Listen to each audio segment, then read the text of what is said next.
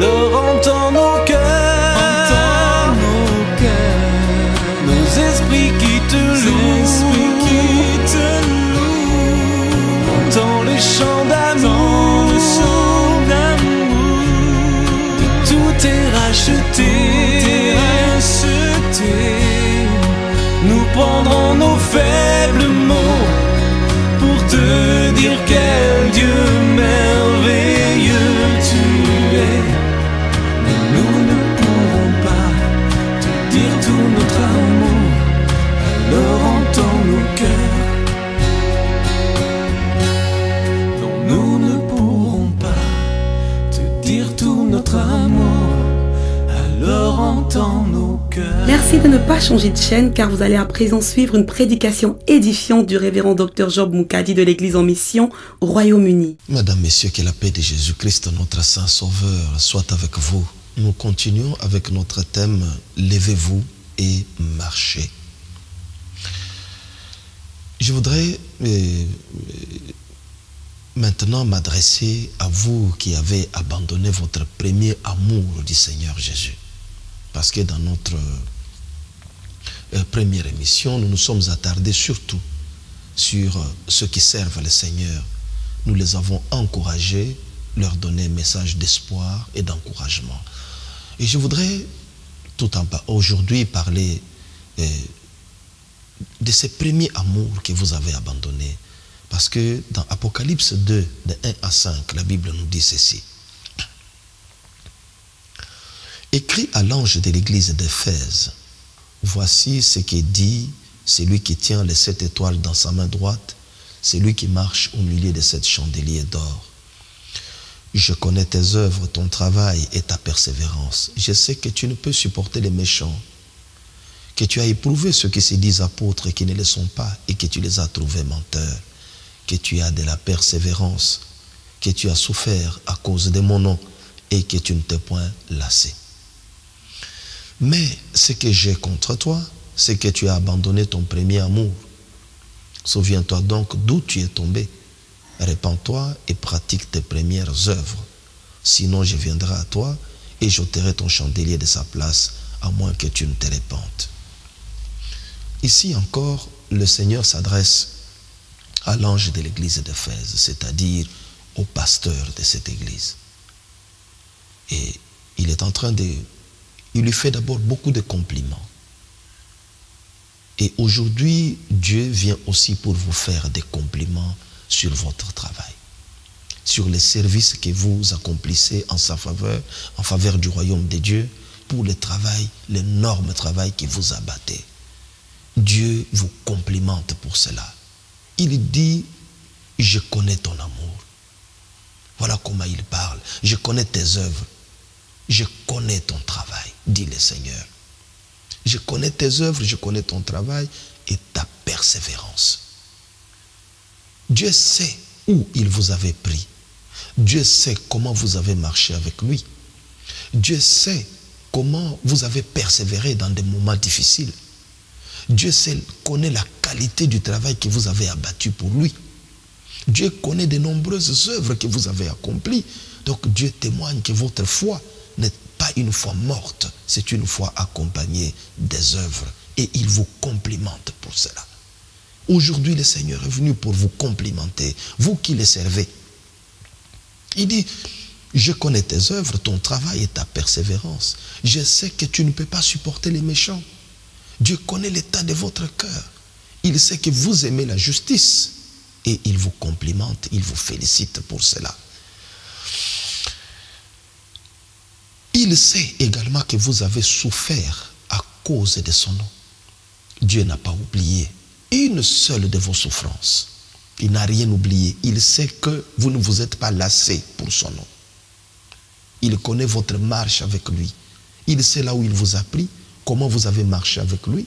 Il sait combien vous avez souffert pour son nom, pour son œuvre. Il sait quelles sont les dépenses matérielles, financières que vous avez déjà faites en faveur de son œuvre. Dieu connaît tous les sacrifices sous le soleil, sous la neige, sous le froid, sous la chaleur. Dieu connaît tous les sacrifices que vous avez faits pour l'avancement de son œuvre. et il vous remercie pour ça. Il dit tout simplement ceci enfin, mais ce que j'ai contre toi, c'est que tu as abandonné ton premier amour. Souviens-toi donc d'où tu es tombé et répands-toi. Ce que j'ai contre toi, c'est que tu as abandonné ton premier amour. Souviens-toi donc d'où tu es tombé et répands-toi. Et pratique tes premières œuvres. Sinon, je viendrai à toi et j'ôterai ton chandelier de sa place, à moins que tu ne te répandes. Nous avons ici un message clair, un message d'amour que le Seigneur nous adresse, nous ses serviteurs, nous ses enfants. Il ne revient pas à quelqu'un de voir d'où vous êtes tombé. Il vous revient à vous-même parce que le Seigneur le dit. Mais ce que j'ai contre toi, c'est que tu as abandonné ton premier amour. Souviens-toi donc d'où tu es tombé. C'est à vous de vous souvenir. Ce n'est pas à moi, ce n'est pas à quelqu'un d'autre. C'est à vous de vous souvenir, c'est à moi de me souvenir. Le Seigneur veut que nous prenions notre responsabilité. Souvenez-vous donc d'où vous êtes tombé. En disant ces choses, le Seigneur veut nous conduire à la repentance. Il veut que vous vous repentiez. Il met une menace. Il dit, si vous ne vous repentez pas, voici ce que je vais faire. Autrement dit, le Seigneur vous veut du bien et que le message qu'il vous apporte aujourd'hui, c'est un message d'amour. Il vous encourage à la repentance. Il vous dit que ce que j'ai contre toi, c'est que vous avez abandonné votre premier amour. Lorsqu'il dit, souviens-toi donc d'où vous êtes tombé, il ne s'agit pas seulement des choses qu'on peut appeler des très graves aux yeux des hommes. Il peut s'agir de quelque chose de très grave aux yeux de Dieu. Cette chose s'appelle la négligence de l'œuvre du Seigneur. Ça, c'est quelque chose de très grave. La Bible nous dit, maudit soit quiconque fait l'œuvre de l'Éternel avec négligence. Voilà pourquoi il dit ici, ce que j'ai contre toi, c'est que tu as abandonné ton premier amour. Parce qu'au début, il a commencé par féliciter ses serviteurs de Dieu en lui disant, je connais tes œuvres, ton travail et ta persévérance. Il dit, tu as abandonné ton premier amour. C'est à vous maintenant de vous examiner. Regardez comment vous priez avant pour les autres. Regardez comment vous cherchez la face de l'Éternel pour les autres. Regardez comment vous évangélisiez. Regardez comment vous serviez le Seigneur dans votre église. Et aujourd'hui, c'est deux personnes différentes. Vous n'êtes plus la même personne. Vous n'avez pas perdu votre talent. Vous n'avez pas perdu votre aptitude à servir Dieu. Mais vous avez perdu quelque chose à l'intérieur de vous. Votre premier amour pour Dieu. Ce que vous faites aujourd'hui, c'est juste parce que vous vous êtes déjà déclaré serviteur de Dieu et vous ne voulez plus reculer. Vous vous dites que si j'abandonne, c'est une honte. Si tel est le cas, ce message est pour vous. Ce message est pour vous parce que le Seigneur dit, souvenez-vous d'où vous êtes tombés et repentez-vous. Vous avez abandonné votre premier amour. Vous pouvez ne pas être un pasteur, mais un chrétien tout court. Vous avez cru en Jésus. Mais aujourd'hui, vous n'allez plus à l'église, vous ne fréquentez plus l'église. Vous avez fait vôtre tous les arguments des païens, des mauvais garçons, des mauvaises filles qui ne veulent pas fréquenter l'église. C'est devenu vos arguments. Toutes les mauvaises choses qui sont dites sur les églises, vous les répétez dans votre bouche. C'est à vous aujourd'hui de vous remettre en cause en vous disant, vous n'êtes pas du monde. Vous êtes dans le monde, mais vous n'êtes pas du monde. Vous appartenez à l'église. L'église, c'est cela, votre maison. Revenez à Dieu. Vous avez abandonné votre premier amour. Quels que soient les arguments que vous avez trouvés, quels que soient les griefs que vous portez contre les églises et contre les serviteurs de Dieu, la Bible nous dit ceci dans Psaume chapitre 1er, que les méchants ne résistent pas dans l'assemblée des justes. L'église, c'est l'assemblée des justes. Mais si vous, qui prétendez être juste, vous avez quitté l'église, c'est qu'il y a un problème d'amour envers Dieu. C'est-à-dire quoi? Vous avez abandonné le corps du Christ entre les mains des méchants. Parce que vous prétendez ou vous supposez, ou ce que vous dites est vrai, que ce soit vrai ou faux, peu importe. Mais vous déclarez que ceux qui sont dans l'église sont mauvais. Cela signifie quoi? Vous les justes, vous avez abandonné l'église du Seigneur, le corps du Christ entre les mains des méchants. Psaume 1er nous dit que les méchants ne résistent pas dans l'assemblée des justes. C'est-à-dire, c'est aux méchants de partir et les justes de rester. Mais vous, vous avez fait le contraire. Vous qui prétendez être juste, vous êtes partis et les méchants sont restés. Voilà pourquoi l'appel vous est lancé. Pour que vous, les justes, vous reveniez à l'église pour faire ce que les méchants n'arrivent pas à faire. Si vous prétendez que tous les pasteurs sont mauvais, tous les chrétiens sont mauvais, vous, vous êtes bien. Mais venez faire ce que ces gens n'arrivent pas à faire. Parce que j'ai toujours pensé que, j'ai toujours cru de tout mon cœur que l'essentiel n'est pas de pointer du doigt le mal que les autres font. L'essentiel, c'est de faire le bien qu'eux n'arrivent pas à faire. Lorsque vous faites le bien que les autres n'arrivent pas à faire, c'est ça qui est meilleur que se mettre à l'écart tout simplement à pointer les autres du doigt. C'est trop facile, comme on dit. L'art est difficile, mais la critique est aisée. La critique est aisée, c'est l'art qui est difficile. L'art est difficile. La critique est aisée.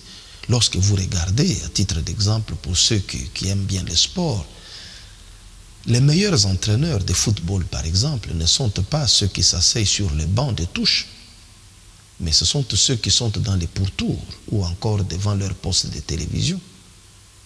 Ce sont là les meilleurs entraîneurs des équipes de football. Vous savez pourquoi? C'est parce que eux, ils ont l'avantage de faire le classement des joueurs après le match. Quand l'équipe a déjà perdu, et ils font le classement. Et ils disent ce qu'il fallait faire après le match. Voilà pourquoi j'ai dit que ce sont les meilleurs entraîneurs. Ils ont toujours les meilleures options, mais après le match. Donc c'est pour dire que l'art est difficile, la critique est aisée. Voilà pourquoi je vous exhorte aujourd'hui à revenir à l'église pour faire le bien que les autres n'arrivent pas à faire. Venez faire le bien que les autres n'arrivent pas à faire. Parce que Dieu vous reproche aujourd'hui, Dieu vous blâme aujourd'hui. Il est votre Père, il vous blâme aujourd'hui, il vous dit, vous avez abandonné votre premier amour. Voilà pourquoi je suis contre vous. La solution n'est pas de pointer les autres du doigt. Tel m'a fait, tel a dit, tel m'a fait ceci, tel m'a provoqué. Tout cela ne compte pas au jour du jugement dernier. Vous n'aurez pas raison avec de tels arguments. Revenez donc, si vous êtes un bon chrétien, pardonnez aux autres. Pardonnez à votre pasteur, pardonnez à votre soeur, à votre frère. Revenez dans votre église pour servir le Seigneur de tout votre cœur. Il y en a d'autres aussi serviteurs de Dieu qui sont paralysés parce que nous disons, notre thème c'est levez-vous et marchez. Il y en a qui n'arrivent plus à marcher tout simplement parce qu'ils sont découragés. Ils n'ont rien fait de mal. Vous n'avez rien fait de mal. Mais vous êtes découragés. Découragés par l'opposition des autres personnes. Découragés par des privations. Vous n'avez pas assez d'argent pour servir le Seigneur. Vous n'avez toujours pas un costume pour se présenter devant l'église et prêcher la parole de Dieu. Vous n'avez pas même des instruments nécessaires pour servir le Seigneur. Vous n'avez peut-être pas un local pour servir Dieu. Vous souffrez de toutes ces privations. Ce sont des choses qui peuvent vous conduire au découragement. D'autres encore ont été déçus parce qu'ils ont été vilipendés, maltraités même par des gens qu'eux-mêmes ont baptisés, par des gens à qui ils ont apporté la bonne nouvelle, mais comme des loups qui se sont retournés contre eux. Si vous êtes parmi ces personnes, sachez que cette parole est pour vous. C'est pour que vous reveniez. Le Seigneur a dit tout simplement ceci, que la moisson est grande, mais il y a peu d'ouvriers. Vous ne pouvez pas baisser les bras. Nous n'avons pas assez de serviteurs. Le monde croit qu'il y a beaucoup de pasteurs, il y a beaucoup d'évangélistes. Mais nous qui sommes dans l'église, nous savons qu'il n'y en a pas assez. Pourquoi? parce que nous regardons le nombre de personnes qui ne sont pas encore sauvées. Ceux qui sont sauvés sont peu nombreux par rapport à ceux qui ne le sont pas. Cela signifie que l'Église a encore besoin de serviteurs. Nous devons gagner des âmes, plus d'âmes. Ce qui est fait aujourd'hui, c'est peu de choses. Nous devons comprendre cela. Voilà pourquoi je demande à tous les serviteurs de Dieu qui ont été blessés, qui sont découragés de se relever. Si vous êtes parmi des hommes découragés, des hommes qui ont abandonné les ministères, qui ont cessé de servir Dieu, c'est bon de revenir avec une nouvelle énergie dans l'église du Seigneur et de servir la cause de Dieu. L'église a besoin de vous. Vous étiez blessés, bien entendu, mais la plaie depuis lors est guérie. Vous étiez fracturés, mais l'os a été rétabli. C'est aujourd'hui le jour de prendre une décision, de revenir de tout cœur auprès de Dieu pour les servir, parce que la Bible nous dit que la moisson est grande, mais il y a peu d'ouvriers. C'est le Seigneur qui le dit et il a raison. Nous n'acceptons pas de perdre des serviteurs de Dieu. Voilà l'essence de cet appel, que le découragement ne vous paralyse pas. Vous êtes paralysé par toutes ces choses que nous venons de citer. Peut-être vous êtes paralysé par des échecs répétés de vos plans. Vous avez fait beaucoup de plans, beaucoup de projets. Tous ont échoué, un après l'autre. L'un après l'autre. Tous ont échoué. Mais je voudrais vous dire que notre Dieu est un Dieu de rendez-vous. Il y a un jour qu'il a fixé où il va vous rencontrer, vous montrer que tous ces plans échoués parce que ce n'était pas encore son heure. Mais l'heure va arriver où vous allez voir que notre Dieu ne ment pas. Il est le Dieu des rendez-vous et il est le Dieu fidèle. Je voudrais que vous vous souveniez de Élie, le serviteur de Dieu. Cet homme craignait le Seigneur. Un jour, il avait décidé même de lancer un défi en Israël. Il s'est retrouvé avec des prophètes de Baal au mont Carmel. Là où il avait dit, nous allons voir quel Dieu qui va répondre par le feu. Il a lancé un défi à Israël. Il a dit à Israël, mais pourquoi continuerez-vous à clocher de deux côtés? Si Baal est Dieu, allez après Baal. Si l'Éternel est Dieu, allez après l'Éternel. Il a fait venir des prophètes de Baal et deux autels ont été dressés. Et Élie avait lancé ce défi. Il a dit, le Dieu qui va répondre par le feu, c'est lui qui sera Dieu. Les prophètes de Baal avaient crié comme ils voulaient. Ils ont crié toute la journée et cela n'a pas marché. Ils sautillaient, ils se sont fait même des incisions. Le sang coulait de partout. Ils pensaient que leur Dieu, Baal, il allait voir cela et qu'il allait venir à leur secours. Mais rien n'a été fait. C'est ainsi que Élie avait invoqué son Dieu, le feu est descendu du ciel, et ce jour-là, les prophètes de Baal avaient été tués. Mais Jézabel, qui était pour les prophètes de Baal, avait décidé à son tour de tuer Élie. C'est ainsi qu'Élie avait pris fuite, il est allé jusque dans le désert. Élie était découragé. Il était découragé. Il se disait qu'on a tué tous les prophètes de Dieu. Je suis resté moi tout seul, on cherchait à monter la vie. Il a dit, il s'est couché même, il s'est assis sous un genêt, sous un arbre dans le désert.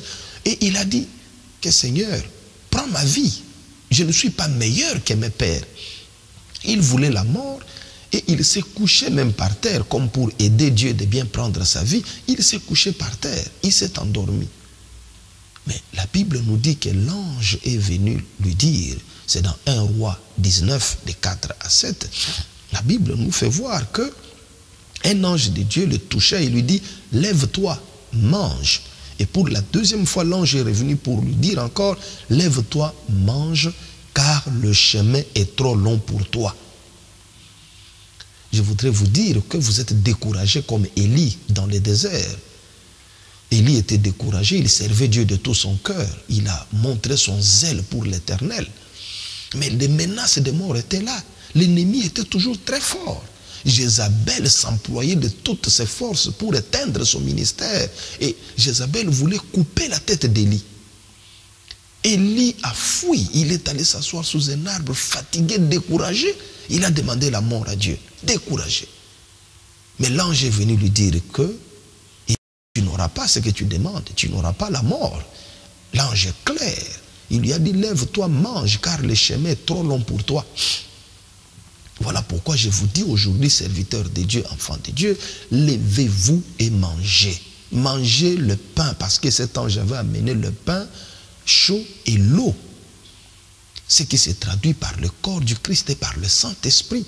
Parce que ce pain représente le sacrifice du Christ à la croix. Et cette eau représente le Saint-Esprit, encore la parole de Dieu. C'est cette nourriture spirituelle qui donna la force à Élie. Il marcha 40 jours et 40 nuits dans le désert jusqu'au rocher d'Horeb. C'est pour vous dire qu'il y a ici une nourriture. C'est la parole de Dieu. Cette parole, c'est Jésus-Christ lui-même. C'est Jésus-Christ, la parole de Dieu. C'est cette nourriture-là que vous devez manger pour reprendre la force. Ne dormez plus dans le désert. Ne vous découragez plus. L'heure n'est pas pour se reposer. L'heure est pour le service. L'ange a dit, mange car le chemin est trop long pour toi. Je voudrais vous dire, serviteurs de Dieu, vous pensiez peut-être que Dieu a fini avec vous. Il n'a pas fini avec vous. Le chemin est encore trop long pour vous. Vous avez des choses à faire avec Dieu ensemble. Levez-vous donc. Mangez. Je voudrais que vous preniez votre Bible. Vous la lisiez peut-être pour prêcher aux autres. Ne lisez plus votre Bible pour prêcher les autres. Lisez votre Bible pour nourrir votre propre esprit, pour nourrir votre propre âme. C'est un homme bien nourri qui peut nourrir les autres personnes, qui peut bien nourrir l'Église. Si vous n'êtes pas bien nourri vous-même, vous ne pouvez pas bien nourrir l'Église. Nourrissez-vous, lisez la Bible pour nourrir votre propre âme. Lorsque vous avez bien nourri votre âme, vous verrez que vous allez bien nourrir votre Église. Mangez comme Élie, levez-vous et marchez. Élie avait obéi, il s'est levé et il est parti.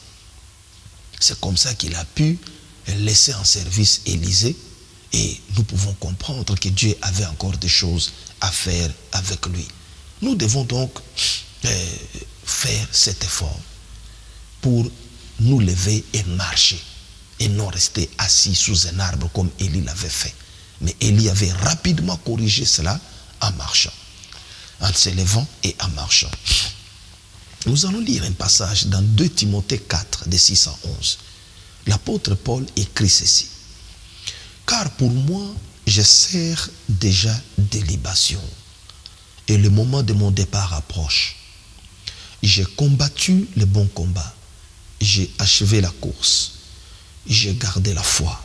Désormais, la couronne de justice m'est réservée. Le Seigneur, le juste juge, me le donnera dans ces jours-là, et non seulement à moi, mais encore à tous ceux qui auront aimé son avènement. Viens au plus tôt vers moi, car Démas m'a abandonné par amour pour le siècle présent, et il est parti pour Thessalonique. Crescent est allé en Galatie, Tite en Dalmatie. Luc seul est avec moi. Prends Marc et amène-le avec toi, car il m'est utile pour le ministère. Je voudrais ici que nous remarquions ce qui arriva dans la vie de l'apôtre Paul. Il était déjà vieux et il sentait sa mort proche lorsqu'il écrit cette lettre.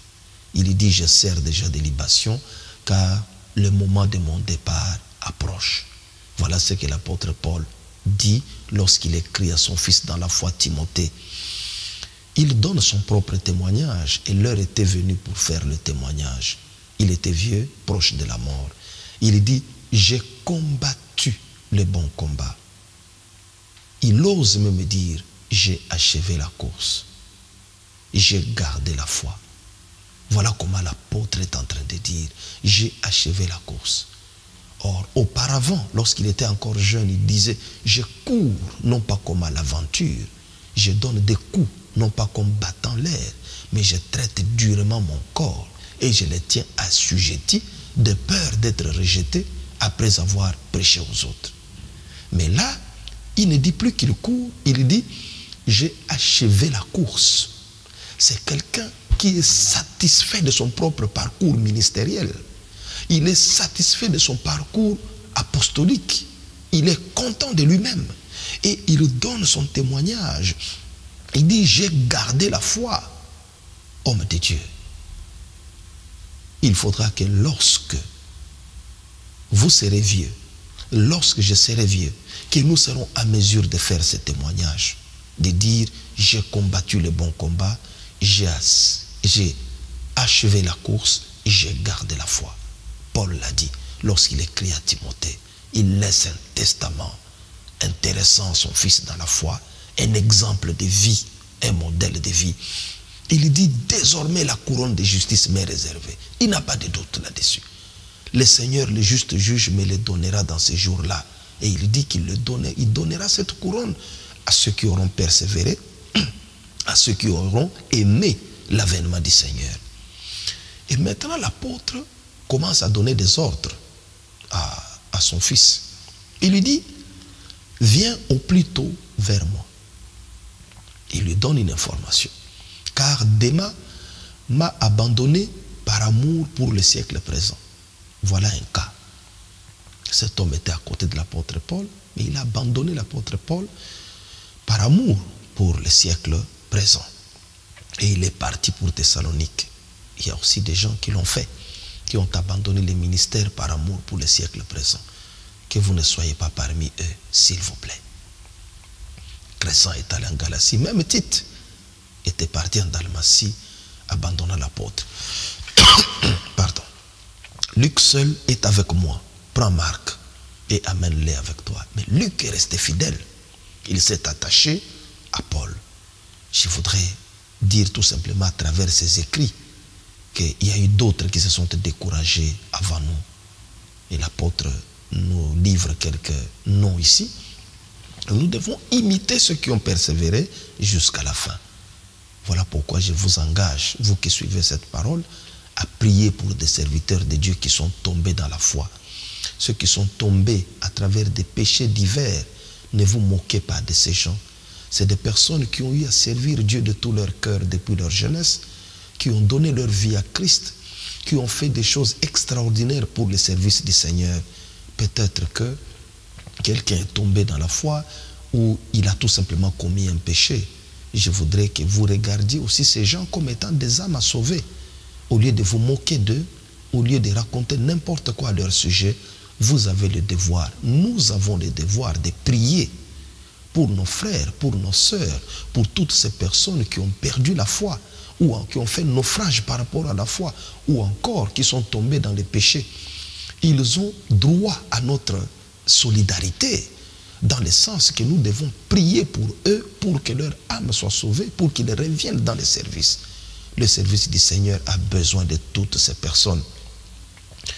Si vous êtes jeune dans les ministères, ne vous moquez pas de ceux qui ont travaillé avant vous, parce que vous trouverez parfois des jeunes qui se moquent des vieux. Mais je voudrais vous dire que dans 1 Roi 20:11, la Bible nous dit que celui qui revêt une armure ne se glorifie pas comme celui qui la dépose. Vous commencez une guerre, vous venez de commencer. Ne vous glorifiez pas comme celui qui la termine. Parce que celui qui la termine, il vient de la terminer vivant et il vient de déposer son armure. Parce qu'il est rentré vivant de la guerre. Mais vous qui entrez en guerre, allez-vous en sortir vivant. Ne vous glorifiez pas comme celui qui dépose son armure. 1 Roi 20:11. Voilà la sagesse. Ce qu'il faut faire, c'est prier, c'est compatir. Lorsque vous aimez les autres, Dieu va vous aimer aussi. Les autres vont vous aimer. Ce que vous voulez qu'on fasse pour vous, faites-le aussi pour les autres. Désormais, ne vous justifiez plus, n'accusez plus les autres, mais dites, c'est ma faute. C'est ma faute, repentez-vous, levez-vous et marchez. Que Dieu vous bénisse. Le Dr Job Moukadi a publié plusieurs ouvrages dont L'autre lecture de l'écriture, Christ n'est pas mort en vain, Tu aimeras, Christ n'est pas mort en vain version révisée, Le pouvoir, la richesse et la gloire, Le succès par notre esprit et Le tombeau perdu de Jésus, la réponse de l'Église.